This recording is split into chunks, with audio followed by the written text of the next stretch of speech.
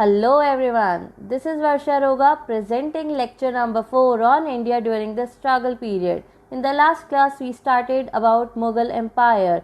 The foundation of Mughal Empire was laid in 1526. Babur, the lion of the Mughals, laid the foundation of Mughal Empire in India. Then we studied about Humayun, the son of Babur, who continued the Mughal Empire, but with the Battle of Chauza and Battle of Kannauj, he lost the empire to Sher Shah Suri, the founder of सूर empire. Sher Shah Suri ने कुछ time तक दिल्ली पे राज किया और उसके बाद हुमायूं ने कैसे भी करके शेरशाह सूरी से बहुत ही डिफिकल्टी से उनका राज्य वापस लिया, उनका शासन वापस लिया इन 1555 AD. So we studied about Humayun, we studied about Sur Empire in the last class. So now we will study about Akbar, how Akbar came into the scene. But before I begin, I want you to subscribe my channel, give a thumbs up if you like my lectures, do comment your queries and suggestions, and of course appreciations are always welcome. So feel free to comment, like, subscribe and share. So let's start. Akbar 1556 to 1605। Akbar आए थे 1556 में। जैसा कि हमने last class में पढ़ा कि हुमायूं ने दीन पाना, उनकी एक जो सिटी उन्होंने बिल्ड करी थी, उन्होंने उधर एक बहुत ह्यूज लाइब्रेरी बनाई। उन लाइब्रेरी में जब वो सीढ़ियाँ चढ़ रहे थे तो उधर से उनका पैर स्लिप हो गया और मेजर इंजरी की वजह से उनकी डेथ हो गई। हुमायूं के बाद आया Akbar. Akbar was born in 1542 AD at Amarkot fort Sindh Pakistan. Akbar 1542 AD में पैदा हुए सिंध पाकिस्तान में। जब वो 13 साल के थे तो बैरम खान ने उनके लिए एक ईंटों का शासन बनाया कालानौर में और उनको शासन दे दिया, उनको राजा डिक्लेयर कर दिया। Coronated him on 14 Feb 1556 AD. ये डेट तो सबको याद रहेगी, राइट? तो बैरम खान कौन थे? Bairam Khan was the important military commander, the commander in chief of the Mughal army. वो ना केवल गार्जियन थे, इधर लिखा हुआ है Bairam Khan became as guardian. वो ना केवल गार्जियन थे पर बहुत अच्छे एडवाइसर, टीचर, गुरु और मिलिट्री कमांडर थे। उन्होंने अकबर को भी एडवाइस किया था और उससे पहले हुमायूं के भी शासन में वो मिलिट्री कमांडर रहे थे। Now the second battle of Panipat took place between Afghan commander Hemu and Mughal representative Bairam Khan. जो फर्स्ट बैटल ऑफ पानीपत याद है आप लोगों को? फर्स्ट बैटल ऑफ पानीपत हुआ था बाबर और लोधी एम्पायर के बीच में, जिससे कि लोधी एम्पायर हार गया और मुगल सल्तनत का शासन स्टार्ट हो गया। अब सेकंड बैटल ऑफ पानीपत हुआ अफगान कमांडर हेमू में और मुगल रिप्रेजेंटेटिव बैरम खान ने। एक्चुअल लीडर्स कौन थे? इधर से थे अफगान लीडर थे, इनका नाम दे रखा है अफगान रूलर मोहम्मद अदीला शाह, और उस साइड थे मुगल एम्परर अकबर। अकबर की जगह बैरम खान लड़ रहे थे और अदीला शाह की जगह हेमू लड़ रहे थे। ठीक है, जैसे ही एक नेक पे एरो लगा, हेमू फेंट हो गए और अफगान ने ये बैटल लूज कर दिया। But Hemu was a very capable Hindu commander, वो बहुत ही ब्रेव कमांडर थे अदीला शाह के। ठीक है, उन्होंने 22 जगह लड़ाई लड़ी और हर जगह वो जीत गए, इसलिए उन्होंने अपना नाम राजा विक्रमाजीत भी रखा। ठीक है, अब बात ये हुई थी कि उन्होंने मुगल एम्पायर से उनका दिल्ली और आगरा फोर्ट्स ले लिए थे। ठीक है, और जब ये बात अकबर और बैरम खान को पता चली तो उन्होंने हेमू कमांडर पे अटैक कर दिया और अटैक का रिजल्ट हुआ कि Afghan lost the war. Now Akbar occupied Malwa, fort of Chinnar, Gondwana from a music lover Baz Bahadur in 1562 AD. He also won the Ranthambore fort from Surjanhada. Now listen to me, you have to make a table, वरना ये सारे नाम याद नहीं होंगे, जगह के नाम और किससे लिया। ठीक है, I don't think it is very important from your exam point of view, but for the worst case please make a table. इसमें आप एक साइड लिखेंगे कौन कौन से रीजन्स अकबर ने ऑक्यूपाई करे और किस किस से ऑक्यूपाई करे। लाइक मालवा, एक साइड लिखेंगे आप मालवा, चिन्नर, गोंडवाना फ्रॉम इस साइड, दूसरे ब्लॉक में लिखेंगे बाज बहादुर। ठीक है, then Ranthambore from Surjanhada, then Kalinjar fort from Raja Ramchandra. ठीक है, then Marwar, Bikaner, Akbar also snatched Gujarat from Muzaffar Shah and Bengal region from Daud Khan. वैसे ही लिखना जैसे मैंने आपको बताया. Now the world famous Battle of Haldi Kati took place in 1576 AD, in which Maharana Pratap Mewar fought against the Mughal army. Battle of Haldi Ghati हुआ 1576 AD में, जिसमें महाराणा प्रताप और मुगल एम्परर अकबर के बीच में लड़ाई हुई, और जिसको ज्वाइन करा Mansingh. Mansingh was the ruler of Amer. Amer fort आप जयपुर में जानते हैं. एंड असफ खान. ठीक है, मुगल्स की इसमें हार हुई. हार भी एज सच क्या हुआ, मुगल्स ने एम्पायर तो ले लिया था, पर महाराणा प्रताप को वो नहीं पकड़ पाए. ठीक है, महाराणा प्रताप एस्केप कर गए. उन्होंने मुगल्स की सॉवरेनिटी, उनका शासन नहीं माना. अब क्या हुआ, जैसे ही मुगल आर्मी फिर रिटर्न होने लगी तो प्रताप फिर से आ गए. महाराणा प्रताप, उन्होंने अपना एरिया ऑक्यूपाई कर लिया. He granted estates to the lords. जो लॉर्ड्स थे उनको उन्होंने ई स्टेट्स दे दिए. Led by Akbar the Mughal army gain decisive victory on Kabul. ठीक है, कश्मीर, सिंध, उड़ीसा, कांधार, खालिद. Akbar renamed Khandesh as Dandesh. अब मेरी बात सुनिए, जैसे जो आप टेबल बना रहे हैं उसी को ही कंटिन्यू करके आप उस टेबल में ही ऐड ऑन करेंगे ये सारे नाम, कि उन्होंने काबुल, सिंध, कांधार ये सारे ऑक्यूपाई करे. किन से करे वो साइड में आप लिख देंगे. ठीक है, अकबर ने खानदेश को दानदेश नाम रख दिया. ऐसे ही चंद बीबी से लड़ाई करी और अहमदनगर को ऑक्यूपाई करा 1600 में. फिर उन्होंने असरगढ़ को ऑक्यूपाई करा, और इसके साथ ही अकबर की लास्ट विक्ट्री थी 1601 एडी में विद द ऑक्यूपेशन ऑफ असरगढ़.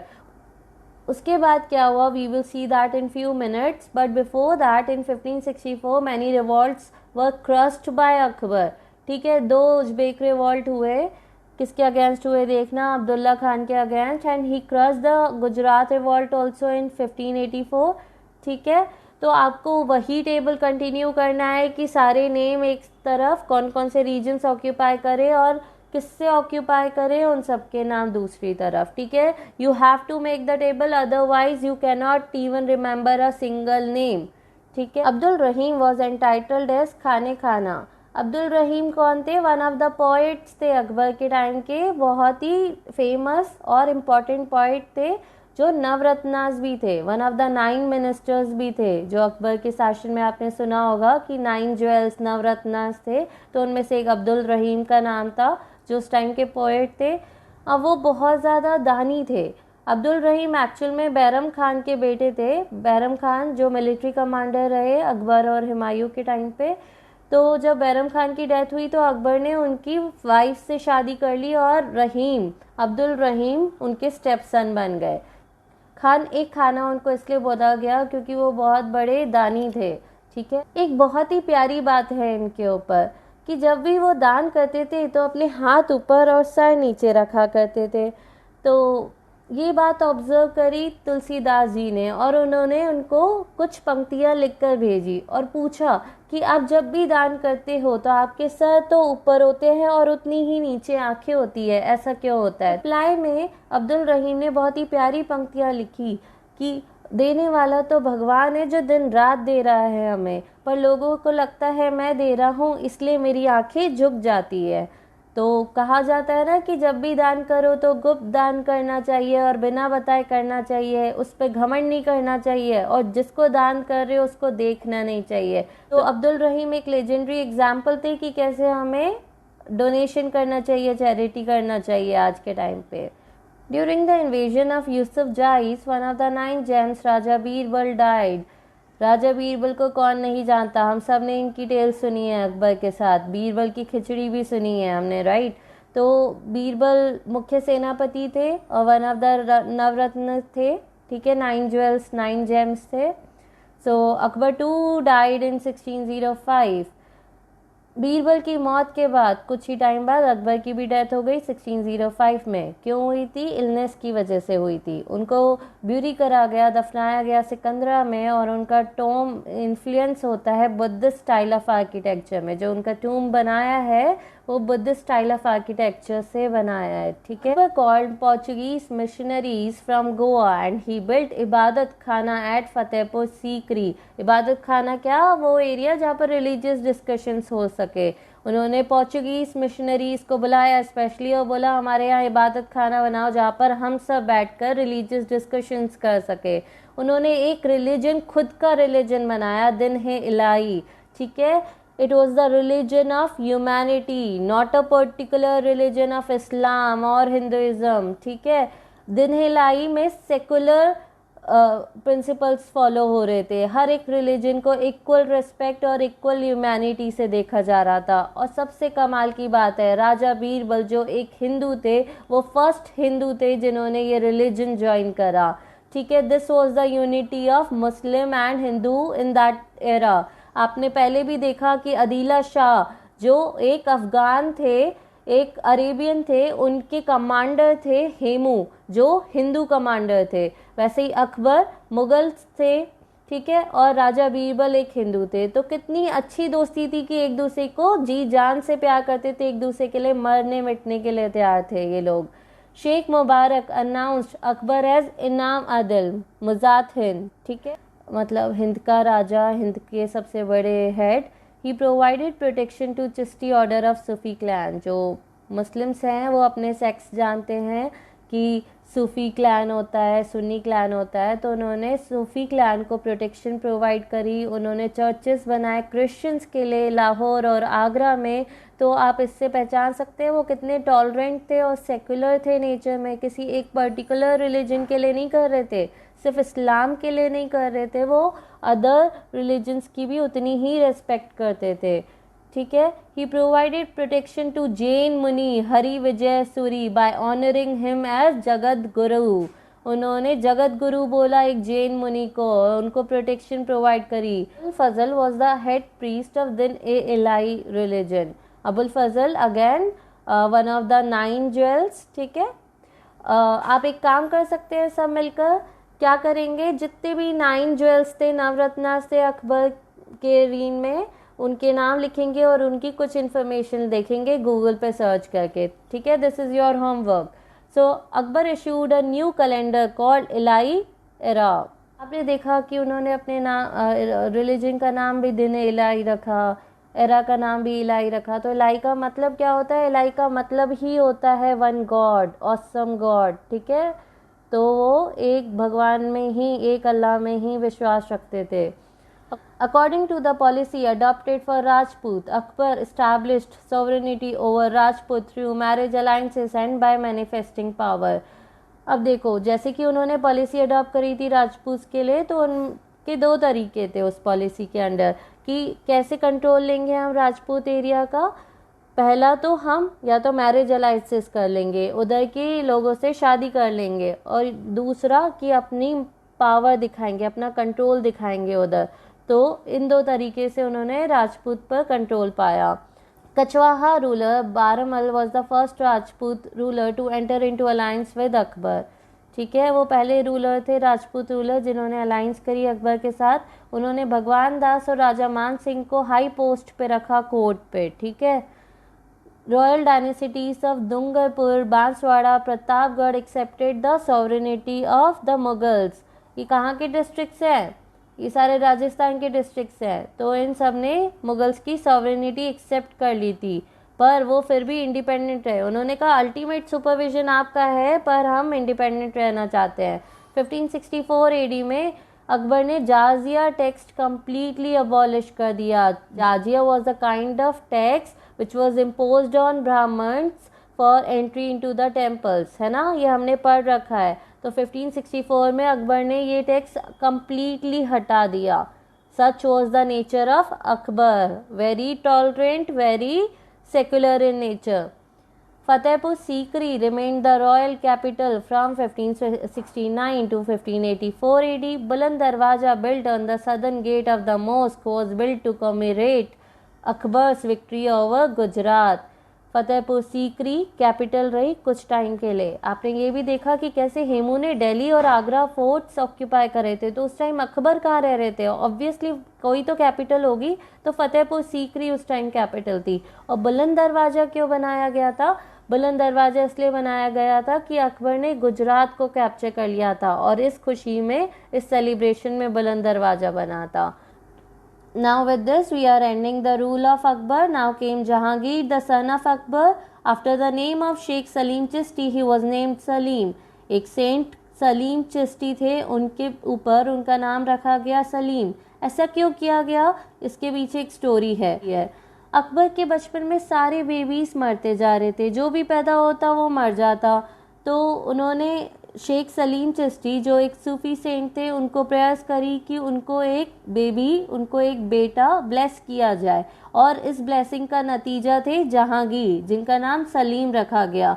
उनकी मिलिट्री पावर स्ट्रांग होने की वजह से उन्होंने 12,000 मनसब्स पे विजय प्राप्त करी, जीत ले ली। सलीम रिवॉल्टेड अगेंस्ट अकबर इन 1599 AD। देखो अकबर ने कितनी मन्नतें मांगी कि उनको एक बेबी बॉय हो जाए, सलीम हो जाए, और सलीम ने उनके अगेंस्ट रिवॉल्ट कर दिया। उस रिवॉल्ट को क्रश करने के लिए अकबर ने अपने वन ऑफ द ज्वेल्स को भेजा, अबुल फजल को, पर जहांगीर ने उनको मार गिराया। In 1605 Jahangir gained the title of Nuruddin Mohammad Jahangir Badshah and occupied the throne at Agra fort. ठीक है, जहांगीर ने अपना नाम रखा नूरुद्दीन मोहम्मद जहांगीर बादशाह। बाय द वे, जहांगीर का मतलब क्या होता है?